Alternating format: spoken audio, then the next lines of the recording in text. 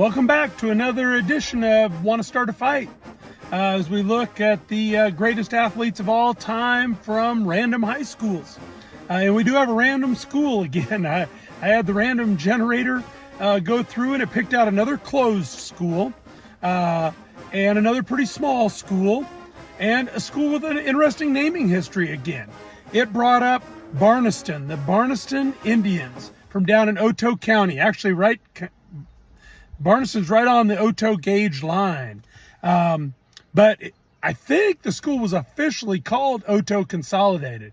The papers would often call it Barneston Otoe Consolidated, or sometimes just Otoe.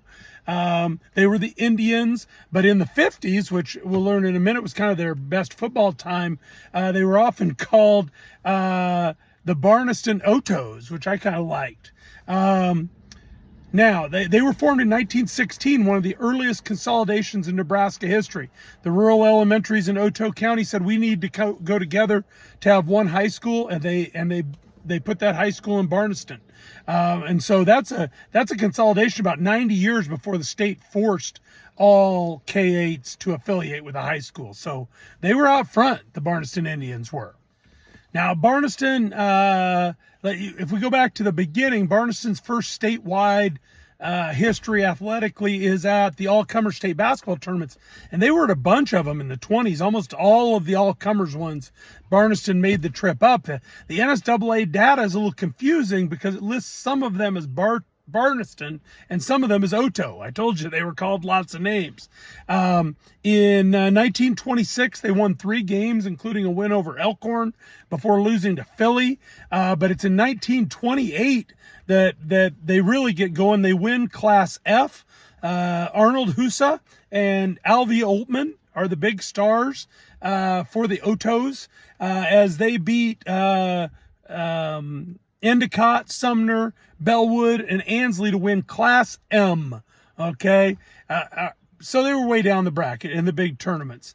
In 30, they're playing in Class B because 30, there's districts. And they actually made it to the finals of the district or the regional, I think down at Beatrice. And they lost to Crete in the final, but the runners-up got to go to state 2, and in most cases the champions went into Class A and the runners-up went into Class B. So Barneston went into Class B and beat Hartington, Venango, Dannebrog, and then Lincoln College View, the suburb that would eventually become Southeast, to win the Class B state championship. So that's probably their greatest team. And their star that year was Frank Jess Horsky, who was an all-stater. For them was the big scorer in the final as they beat College View. Okay, they'd win another district in 1931. Remember, 1931 is the one-class tournament. And so they won the small school district that was played at Beatrice. They beat Philly in the final. That qualified them for the regional, also held at Beatrice. They made it to the semifinals before they lost to Crete, who would then win the regional and go to state. So that was a pretty good showing for Barneston too. But then they wouldn't win a district again for 4 decades. Now, I'm not done with Barneston in the 20s though, because Barneston finished second. They were runners-up in the 1924 Class B Girls State Tournament. We've talked about this once in a while before. The Havelock Businessmen's Association put together a girls' state tournament in 23 and 24, and Barneston went all the way to the finals of that, and their star was Maud Moran. Maud Moran was their star. She was a junior that year, led them all the way to the final where they lost to, oh boy, I know she scored 18 of their 21 points in a win over Adams. Oh, they lost to Burchard. They lost to Burchard in the final.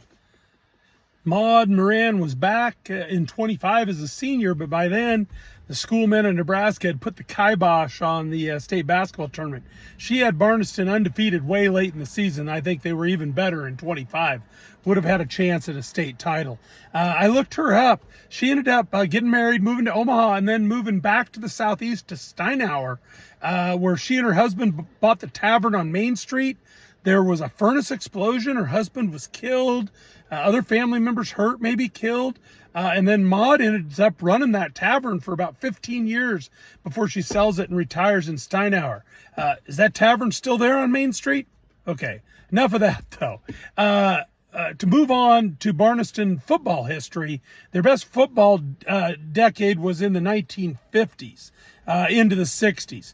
They produced 3 undefeated teams. They were undefeated playing 11-man in 1951 and 1957, but their schedules didn't receive any love from the newspaper ratings.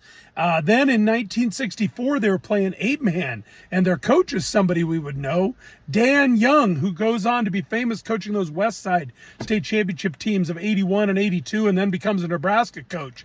He leads them to a 10-0 record, Homesteader Conference Championship, and a top 10 rating in 1964. The stars of that team, lineman Larry Schultze, lineman Gary Stitt. Larry Schultze had been All-State in 59. Gary Stitt and running back Bob Cook, who was a 1,000-yard rusher. Bob Cook is another good candidate for greatest athlete ever from Barneston. Okay, back to the basketball side. I said it was decades before Barneston would win another district title. That almost came in 1967, but they lost a district final.